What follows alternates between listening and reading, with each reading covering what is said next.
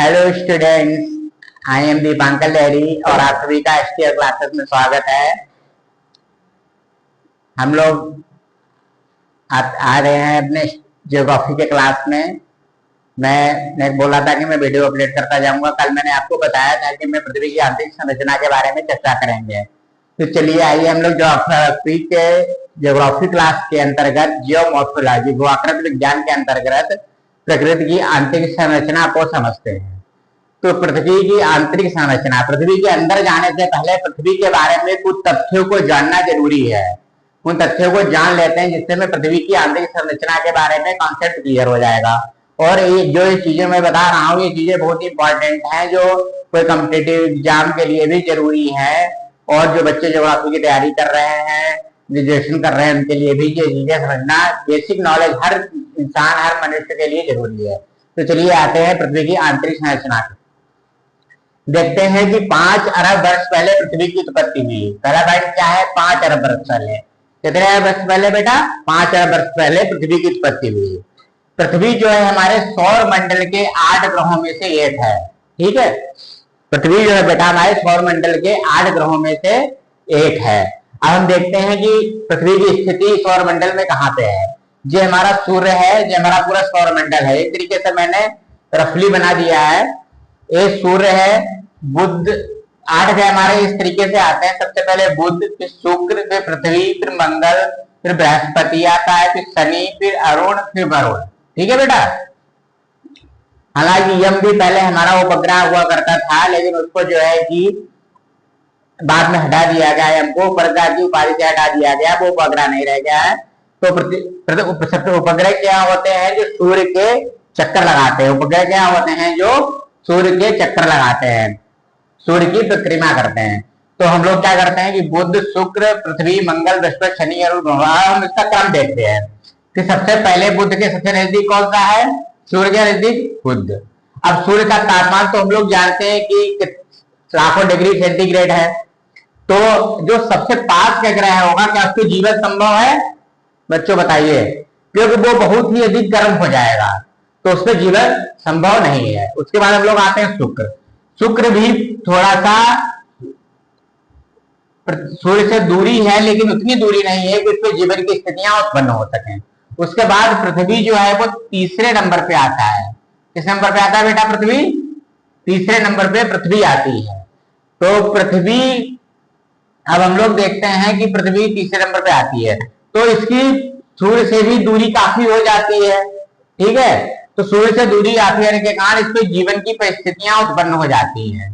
ठीक है, तो जीवन की परिस्थितियां उत्पन्न हो जाने का क्या कारण है और कैसे, क्या क्या कारण है, कौन कौन सी परिस्थितियां, उनका भी हम लोग अध्ययन करते हैं। करोड़ों वर्ष पहले इस पे पहले पृथ्वी जो थी एक बहुत ही गैस का, तृप्त गैस का आवरण थी, जिसका बहुत ज्यादा टेम्परेचर था। धीरे धीरे उस पर घनघोर वर्षा हुई। क्या हुई बेटी? घनघोर वर्षा हुई बेटा। घनघोर वर्षा होने के कारण वो ठंडी होने लगी। ठंडी होने के कारण उसकी बाहरी परत तो ठंडी हो गई। जैसे कोई भी वस्तु हो, अगर जैसे कंडा है, कंडा को हम लोग सुलगाते हैं, कंडे को आप जलाइए। ठीक है, एग्जाम्पल लीजिए, गांव में क्या होता है? कंडा होता है, कंडे को हम लोग जलाते हैं। जलाने के बाद में कंडा ऊपर से शांत हो जाता है थोड़ी देर बाद। फिर उसके अंदर हम लोग लकड़ी डाल के अगर देखें तो अंदर आग जलती रहती है। तो ऊपर से तो वो ठंडा हो जाता है, लेकिन अंदर वो गर्म रहना रहता है। इसी तरह हमारी पृथ्वी की अंदरी जो है वो गर्म बनी हुई है। अंदर जो है ऐसे रेडियोएक्टिव कण हैं जो अंदर क्रियाशील रहते हैं, इसलिए पृथ्वी अंदर से गर्म बनी हुई है। अब हम लोग क्या देखते हैं कि घनघोर वर्षा हुई, इस कारण पृथ्वी ठंडी हुई। ठंडी के बाद में करोड़ों वर्ष के बाद में, अरब वर्ष पहले पृथ्वी की उत्पत्ति हुई, इसके बाद करोड़ों वर्ष बाद उसके ऊपर वायुमंडल की उत्पत्ति हुई बेटा। ठीक है, अब हम देखते हैं कि पृथ्वी का आकार क्या है। पृथ्वी का आकार गोल माना जाता है, परंतु यह ध्रुवों पर चपटी है और मध्य में उभरी है। इस कारण इसका आकार भू आभास कहा जाता है। यह ध्रुवों पर चपटी है और मध्य में उभरी है। देखिए पृथ्वी अंडाकार है, जो इस तरीके से है। ये ध्रुवों पे जो है कि ये हमारा ध्रुव इस तरीके से होते हैं। ठीक है, ये हो गया नॉर्थ पोल, ये हो गया साउथ पोल। ठीक बेटा, तो ये ध्रुवों पर जो है कि उभरी हुई है और ध्रुवों पर चपटी है और मध्य में ये उभरी हुई है, तो इसके कारण इसके आकृति को हम लोग भूभाग क्या बोलते हैं बेटा? भूभाग, जियोइड, जियोइड कहा जाता है। पृथ्वी को हम लोग क्या कहते हैं? गोल ना कह के जियोइड बोलते हैं। अब हम लोग देखते हैं कि इसके ऊपर अनुकूल परिस्थितियां कौन कौन सी हैं। जीवन के सिर्फ पृथ्वी एकमात्र ऐसा ग्रह है जिसके ऊपर जीवन की अनुकूल परिस्थितियां।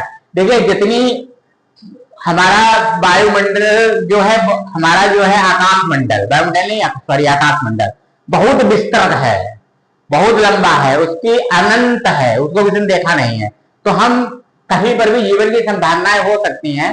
हम लोग देखते हैं कि हमने एलियंस मूवी देखी है, बहुत सारी मूवी देखी है, अंतरिक्ष यात्री लोग यात्राएं करते हैं, तो जीवन की संभावनाएं हो सकती है। परंतु अभी जहां तक हम पहुंच पाए हैं तो हमारी पृथ्वी पर ही जीवन का पता चल पाया है। तो पृथ्वी जीवन के अनुकूल है। दूसरी बात है कि उसमें अनुकूलता के कारण क्या क्या है। अनुकूलता के कारण आप देखिए उसमें वायुमंडल, वायुमंडल क्यों है? पृथ्वी की गुरुत्वाकर्षण शक्ति के कारण वायुमंडल है कि पृथ्वी की सारी गैसें गुरुत्वाकर्षण शक्ति के कारण पृथ्वी में बंधी रहती हैं। पृथ्वी के गुरुत्वाकर्षण शक्ति के कारण ही सारी गैसें हाइड्रोजन, ऑक्सीजन, कार्बन डाइऑक्साइड जो हमारे पौधों के लिए, मानव के विकास के लिए, जीवन के लिए उत्तरदायी होती हैं, तो वायुमंडल है। दूसरी चीज का है पानी। वर्षा होने के कारण पानी की उपलब्धता, जो हमारी पानी की उपलब्धता है वो केवल पृथ्वी पर ही है, बिना पानी जीवन संभव नहीं है। ठीक है बेटा? तो दो मेन कारण है पृथ्वी पर जीवन के होने के। अन्य भी बहुत सारे कारण है, जो मेन जो जीवन के होने के कारण है वो दो कारण है। अब देखते हैं, पृथ्वी को हम लोग हरित ग्रह भी बोलते हैं, ग्रीन प्लेनेट। हरित ग्रह क्यों बोलते हैं? क्योंकि यहाँ पे पौधे अत्यधिक हैं और यहाँ पे वनस्पतियां पाई जाती हैं। हर जगह पे, हर प्लेनेट पे वनस्पतियां नहीं पाई जाती, इसलिए इसको हरित ग्रह, ग्रीन प्लेनेट बोला जाता है बेटा। ठीक है, समझ लीजिए आप। अब देखिए, इसको नीला ग्रह भी बोला जाता है, ब्लू प्लेनेट। ब्लू प्लेनेट इसलिए बोला जाता है बेटा क्योंकि उसको जो नीचे से देखते हैं हम लोग अंतरिक्ष से, नीला दिखाई पड़ता है। क्यों नीला दिखाई पड़ता है? जो इसके 70% भाग पर पानी है। पानी जो है सागर, महासागर, झीलों के रूप में 70% रूप में पानी है, तो पानी का रंग नीला होता है।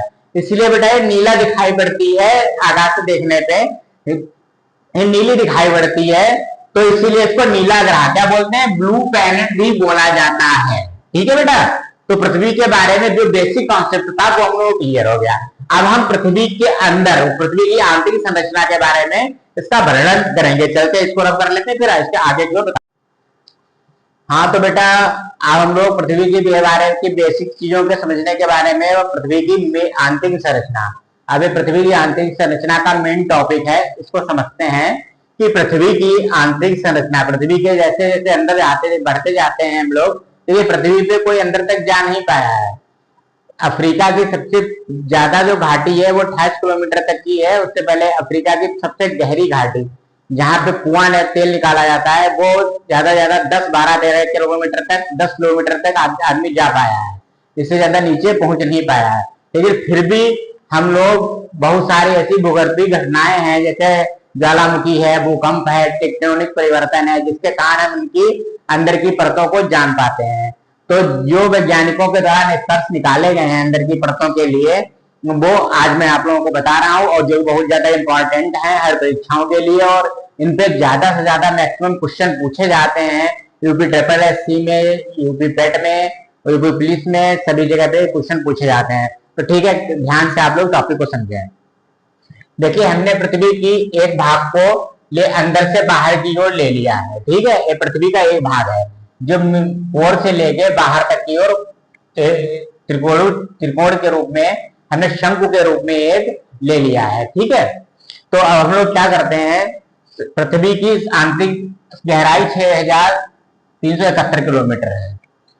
अब सबसे पहले हम लोग देखते हैं कि पृथ्वी की परत को 3 भागों में बांटा जाता है।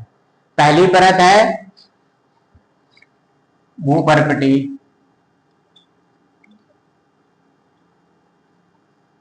इसको बोलते हैं क्रस्ट।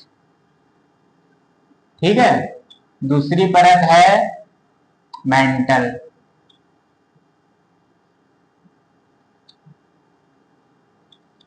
तीसरी परत है क्रोड। देखो ये बेटा अभिनव मत है। अभिनव मत का मतलब है कि ये प्रेजेंट में मत जो चल रहा है, जो प्रेजेंट में जो पृथ्वी की आंतरिक संरचना मानी जाती है वो बता रहे हैं। पुराने वैज्ञानिकों ने अपनी अपनी अध्ययन के आधार पर संरचनाओं को अलग अलग बताया हुआ है। उसके बारे में कुछ हम लोग कल जो है कि विस्तार अध्ययन करेंगे। फिलहाल जो मेन कॉन्सेप्ट है वो समझ लेते हैं। तो भूप्रॉपर्टी मेंटल कोर, अब देखते हैं भूप्रॉपर्टी कहां से कहां तक है। ये यहां से लेके यहां तक पृथ्वी के शुरुआत में पर्वत पहाड़ मैदान आदि स्थल करती हैं, ठीक है। अब हम लोग देखते हैं कि इसकी ऊपरी ये 5 किलोमीटर से लेके 70 किलोमीटर तक क्रस्ट पाई जाती है। इसके ऊपरी वाली इस चीज को हम लोग ऊपरी क्रस्ट कहते हैं और नीचे के भाग को हम लोग निचली क्रस्ट कहते हैं। लिखा है ऊपरी क्रस्ट और जो है निचली क्रस्ट। ये ऊपरी क्रस्ट और जो है निचली क्रस्ट कहते हैं। इतने भाग को हम लोग भूप्रॉपर्टी कहते हैं, ठीक। इतना कॉन्सेप्ट क्लियर हो गया। इसकी गहराई कितनी है? 5 किलोमीटर से 70 किलोमीटर, ठीक। अब दूसरे नंबर पे आती है मेंटल। मेंटल हम लोग 70 किलोमीटर से लेके 2900 किलोमीटर तक को भाग को हम लोग क्या कहते हैं? मेंटल बेटा, क्या बोलते हैं? मेंटल। 70 से लेके 6070 किलोमीटर तक ऊपरी मेंटल पाया जाता है। देखिए लिखा हुआ है यहां से यहां तक ऊपरी मेंटल, ठीक है। उसके बाद यहां से यहां तक निचला मेंटल पाया जाता है। 6700 किलोमीटर 2900 किलोमीटर तक निचला मेंटल पाया जाता है, ठीक है। इसके बाद अंदर कोर पाई जाती है। क्या पाई जाती है? क्रोड। इसको क्या बोलते हैं? क्रोड, ठीक है। क्या है? क्रोड। आंतरिक क्रोड बोलते हैं इसको, ठीक है। क्रोड भी बोलते हैं, कोर भी बोल देते हैं इंग्लिश में। तो ये आंतरिक क्रोड है। इसमें 2 परत पाई जाती है, एक बाह्य क्रोड एक आंतरिक क्रोड। बाह्य क्रोड 2900 किलोमीटर, जहां से मेंटल समाप्त होती है वहां से 5150 किलोमीटर तक बाह्य क्रोड पाई जाती है, ठीक है बेटा। फिर 5150 किलोमीटर से पृथ्वी के अंत तक, जहां पर पृथ्वी की गहराई समाप्त होती है 6371 किलोमीटर तक आंतरिक क्रोड पाई जाती है। तो हम लोगों ने पृथ्वी की हर परत में 2-2 परतें हैं।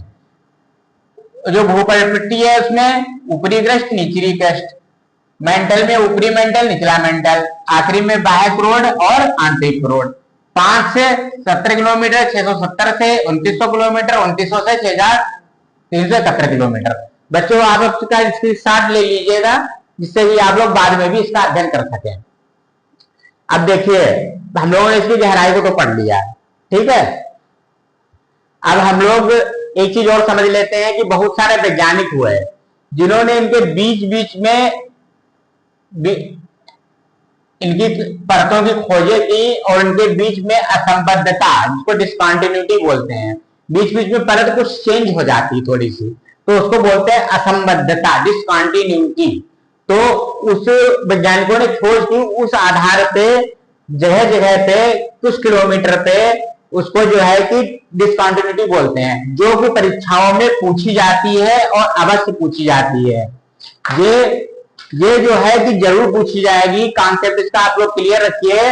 इस पे क्वेश्चन जरूर बनते हैं, हर जगह पे क्वेश्चन बनते हैं, हर कॉम्पिटिटिव एग्जाम में क्वेश्चन पूछे जाते हैं। यूजीसी नेट लेके PSSC तक सब जगह पूछे जाते हैं। अब देखिए ऊपरी पर 5 किलोमीटर और निचली पर 70 किलोमीटर के बीच में कोनार्ड नामक वैज्ञानिक थे, उनके नाम पे कोनार्ड डिसकंटिन्यूटी। ये ऊपरी क्रस्ट और निचली पृष्ठ के मध्य में कोनार्ड डिसकंटिन्यूटी, कोनार्ड नामक वैज्ञानिक के नाम पे कोनार्ड डिसकंटिन्यूटी पाई जाती है। नंबर 1 पे याद कर लीजिए। दूसरी असंबद्धता है मेंटल। मेंटल को भूप्रॉपर्टी क्रस्ट से, मेंटल को क्रस्ट से जो अलग करती है 70 किलोमीटर के बाद में, उसको बोलते हैं मोहो नामक वैज्ञानिक थे। उन्होंने मोहो डिसकंटिन्यूटी का, मोहो के नाम पे मोहो डिसकंटिन्यूटी पड़ गई बेटा, मोहो नामक वैज्ञानिक थे, उन्होंने इसकी खोज की थी। ये बहुत ही मोस्ट इंपॉर्टेंट है, मोस्ट इंपॉर्टेंट, इसको आप लोग याद कर लीजिए, मोस्ट इंपॉर्टेंट है और आने वाली है। तो आप देखिए मोहो डिसकंटिन्यूटी ये अवश्य ही आती है और अनुमान है कि आएगी। मोहो डिसकंटिन्यूटी ये क्या होती है? मोहो डिसकंटिन्यूटी क्वेश्चन इस तरीके से आता है कि क्रस्ट और मेंटल को अलग करने वाली असंबद्धता को क्या बोलते हैं? क्या बोलते हैं वो? मोहो डिसकंटिन्यूटी, ठीक है बेटा। तो अब हम लोग मेंटल पे आ गए थे। तो ऊपरी मेंटल कितनी है? 670 किलोमीटर, निचली मेंटल 2900 किलोमीटर। तो ऊपरी मेंटल और निचली मेंटल के बीच में एक असंबद्धता पाई जाती है जिसको बोलते हैं रिपिटी डिस्कंटिन्यूटी। क्या बोलते हैं बेटा? रिपिटी डिस्कंटिन्यूटी। इसको अच्छे से याद कर लीजिए, क्या बोलते हैं? रिपिटी डिस्कंटिन्यूटी। रट लीजिए, रिपिटी डिस्कंटिन्यूटी। ठीक है बेटा, याद हो गया 2900। अब देखिए, अब ये मोस्ट इंपॉर्टेंट थी। उसके बाद अगली मोस्ट इंपॉर्टेंट गटनबर्ग डिस्कंटिन्यूटी है। क्रस्ट और मेंटल को अलग करती थी मोह डिस्कंटिन्यूटी। ठीक है बेटा, अब मेंटल और कोर को अलग करती है, वो है गटनबर्ग डिस्कंटिन्यूटी। इसकी खोज गटनबर्ग नामक वैज्ञानिक ने की थी। किसने की थी? गटनबर्ग नामक वैज्ञानिक ने की थी। किसने की थी बेटा? गटनबर्ग नामक वैज्ञानिक ने की थी। इसलिए जो इसको बोलते हैं गटनबर्ग डिस्कंटिन्यूटी, जो कि पाई जाती है 2900 किलोमीटर पे। यहां से जो है कि ऊपरी मेंटल और हमारी जो है कि कोर जो है अलग होती है, तो इसको बोलते हैं गटनबर्ग डिस्कंटिन्यूटी, जो 29 किलोमीटर पर पाई जाती है। बहुत इंपॉर्टेंट है, ये भी वेरी इंपॉर्टेंट में आती है। इसको याद कर लीजिए, एक इंपॉर्टेंट है, बहुत ज्यादा ये भी इंपॉर्टेंट है। उसके बाद में हमारी आ जाती है कोर, क्रोड। क्रोड या कोर, हिंदी में क्रोड बोलते हैं, इंग्लिश में कोर बोलते हैं। इसके भी दो भाग हैं, बाह्य कोड और आंतरिक कोड। बाह्य कोड होती है 5150 किलोमीटर और आंतरिक कोड 5150 किलोमीटर से लेकर 6371 किलोमीटर पाई जाती है। इसके बीच में भी एक असंबद्धता पाई जाती है जिसको बोलते हैं लेहमैन डिस्कंटिन्यूटी, जो कि लेहमैन वैज्ञानिक के द्वारा खोजी गई थी, इसलिए इसको बोलते हैं लेहमैन डिस्कंटिन्यूटी। क्या बोलते हैं बेटा? Lehman discontinuity. तो दो डिस्कंटिन्यूटी बहुत ज्यादा इंपॉर्टेंट है, जो है एक मोह डिस्कंटिन्यूटी, दूसरी है गटनबर्ग डिस्कंटिन्यूटी। इंपॉर्टेंट तो ये भी है, क्योंकि अब जो है परीक्षाओं में प्रश्न पत्र अलग अलग तरीके से बनाया जाता है, क्योंकि अब जो है कि जितनी ज्यादा कंपटीशन बढ़ रहा है, प्रश्न पत्रों का लेवल उतना हाई हो रहा है, इसलिए चारों असंबद्धताओं को आप लोग याद करके जाइए कि किस बात पे, कहां पे, किस जगह पे वो पाई जाती है। ठीक है, तो बेटा हम लोग इसकी आंतरिक संरचना, अब हम लोगों ने अभी ये समझा कितने किलोमीटर पे कौन सी संबद्धता है और कौन सी हम लोगों की कौन सी परत पाई जाती है। अब हम लोग क्या करते हैं, अब हम लोग इन तीनों परतों के बारे में थोड़ा थोड़ा सा जान लेते हैं, क्या है। ठीक है, तो सबसे पहले क्या था? भूपरपटी। सबसे पहले क्या था बेटा? भूपरपटी। भूपरपटी सामान्यतः 4 से 7 किलोमीटर तक पाई जाती है। कितने किलोमीटर तक? 7 मीटर। लेकिन कहीं कहीं पर पर्वत है, सागर है, तो कहीं कहीं पर इसका विस्तार 70 किलोमीटर तक है। कितना है बेटा? 70 किलोमीटर। कितना है? 70 किलोमीटर तक है। इसको हम लोग सियाल के नाम से भी जानते हैं। किसके नाम से जानते हैं? सियाल। अब एक ट्रिक है जिसको आप लोग याद कर लीजिए। देखिए मिटल गया यहाँ पे सिलिका। एक ट्रिक है जिसको याद कर लीजिए, ठीक है। ये सियाल नाम से जानी जाती है। भूपरपटी किस नाम से जानी जाती है? सियाल। इसको सियाल, इसको सीमा, इसको नीफे। याद कर लीजिए, सियाल, सीमा, निफे। सियाल, सीमा, निफे। क्या बोलेंगे बेटा? सियाल, सीमा, निफे। सियाल बोलेंगे, सियाल को दो तरीके से, अब सियाल को हम लोग अलग अलग करते हैं। यस आई अलग है, ए एल अलग है। तो यस आई से क्या हो गया होता है निरूपित? सिलिका। ए एल से क्या होता है? एल्युमिनियम। तो हमारी जो भूपरपटी है उसमें सिलिका और एल्युमिनियम के तत्व तो ज्यादा पाए जाते हैं, इसीलिए इसको सियाल बोलते हैं। तो क्या हो गया? भूपरपटी के बारे में कॉन्सेप्ट क्लियर हो गया बच्चों? इसको आप समझ लीजिए। अब दूसरे नंबर पे हम लोग आते हैं मेंटल। किस पे आते हैं बेटा? मेंटल। ये मेंटल आप लोगों ने ऊपरी मेंटल, नीची मेंटल पढ़ा होगा, ठीक है। तो मेंटल की अंतिम सीमा जो है वो 2900 किलोमीटर है, ठीक है। अब मेंटल में ऊपरी मेंटल का कुछ भाग ऊपरी क्रस्ट का और कुछ भाग मेंटल का, लगभग 400 किलोमीटर। जो भाग थोड़ा सा जो है कि दुर्बलता मंडल बोला जाता है। यहाँ पे दुर्बलता मंडल इसलिए बोला जाता है क्योंकि यहाँ पर जो है कि रेडियो एक्टिव पदार्थ ज्यादा सक्रिय रहते हैं, ज्वालामुखी घटनाएं होती हैं, और ये थोड़ा नरम है, नरम सैलों का बना हुआ है। जो सैलें जो है कि नरम है, जो संपीड़ित और संकुचित होती हैं, इसीलिए 400 किलोमीटर की गहराई से दुर्बलता मंडल बोला जाता है। इसको एस्थेनोस्फीयर बोलते हैं। क्या बोलते हैं? दुर्बलता मंडल है, थर्मोस्फीयर बोलते हैं। ठीक है, अब हम लोग देखते हैं कि इस मेंटल को इसको सियार था, इसको क्या बोलते हैं, सीमा, इसको बोलते हैं सीमा। क्या बोलते हैं बेटा, सीमा। अब सीमा को भी अलग कर लीजिए, SI और MA। तो सीमा से क्या हो गया, सिलिका, और MA से मैग्नीशियम। इसमें क्या था, सिलिका और एल्युमिनियम। इसमें सिलिका और मैग्नीशियम के तत्व ज्यादा पाए जाते हैं। किसके तत्व ज्यादा पाए जाते हैं बेटा, सिलिका और मैग्नीशियम के तत्व। इसमें सीमा, इसमें सिलिका और मैग्नीशियम के तत्व ज्यादा पाए जाते हैं। चलिए हम लोगों ने अब मेंटल का कॉन्सेप्ट भी क्लियर कर लिया है। अब हम लोग चलते हैं क्रोड पे। अंतिम पर बची क्या है, क्रोड। क्रोड के बारे में जानते हैं, ये दो तरीके की है, एक बाह्य क्रोड है, एक आंतरिक क्रोड है। बाह्य क्रोड जो है कि तरल अवस्था में है, आंतरिक क्रोड है जो ठोस अवस्था में है। बाह्य क्रोड जो है अभी भी तरल अवस्था में है, ये पूरी तरीके से ठंडी नहीं हुई है, और आंतरिक क्रोड जो है वो ठोस अवस्था में है। बाह्य क्रोड लगातार धीरे धीरे जो है कि चक्कर लगाती रहती है, हमेशा विस्थापित होती रहती है, इसलिए बाह्य क्रोड जो है वो तरल अवस्था में है। आंतरिक क्रोड है वो ठोस अवस्था में है। ये किस अवस्था में, ठोस में है, और ये जो है कि तरल अवस्था में है। ठीक है, कॉन्सेप्ट क्लियर हो गया। अब हम लोग जो है इसको सियाल सीमा, इसको क्या बोलते थे, नीफे। नीफे याद कर लीजिए, नीफे बहुत इंपॉर्टेंट टॉपिक है। इसको क्या बोलते हैं, नीफे। नीफे से इसको अलग अलग करेंगे तो NI और FE होता है। क्या बोलता है बेटा, NI, नीफे, NI और FE, नीफे। NI से निकिल हो जाता है, और FE से लोहा, फेरस, FE पाया जाता है, लोहा, इसको फेरस बोलते हैं, लोहा। तो यहाँ पे निकिल और लोहा, जो इस वाली जो कोर होती है, कोर होती है, उसमें निकिल और लोहा बहुत पर्याप्त मात्रा में इसकी अधिकता होती है, इसलिए इसको नीफे बोलते हैं। तो बेटा मेन चीज से फिर से एक बार देखते हैं कि 3 परतें हैं, भूपर्पिडी, मेंटल, कोर, सियाल, सीमा, नीफे। ठीक है, 70 किलोमीटर तक भूपर्पिडी, 2900 किलोमीटर तक मेंटल, 6370 किलोमीटर तक कोर। ठीक है, भूपर्पिडी और मेंटल को अलग करने वाली संबद्धता बहुत डिस्कॉन्टिन्यूटी, और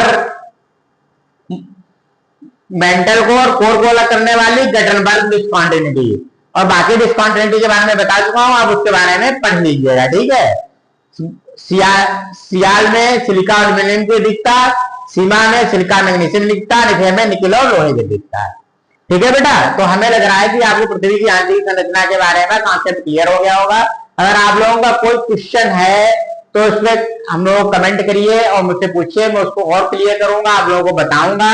कृपया प्लीज चैनल को सब्सक्राइब, लाइक और कमेंट जरूर किया करिए। ठीक है बच्चों, चलिए सभी को बहुत बहुत शुभकामनाएं और good night, take care, bye bye.